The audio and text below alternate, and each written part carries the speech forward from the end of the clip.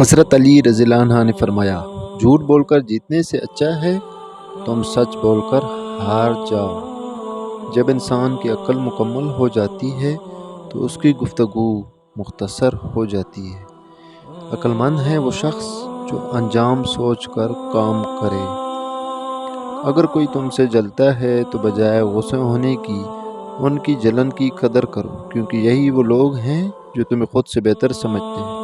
دو چیزیں ایسی ہیں جن کا ثواب کا وزن نہیں ہو سکتا: معافی، عدل و انصاف۔ اس کو دوست مت بناؤ جو کسی محفل میں آپ کو شرمندہ کرے، خواہ وہ مذاق ہی کیوں نہ کر رہا ہو۔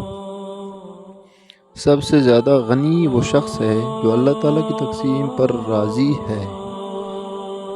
لوگوں کے غلام مت بنو جب اللہ نے تمہیں آزاد پیدا کیا ہے۔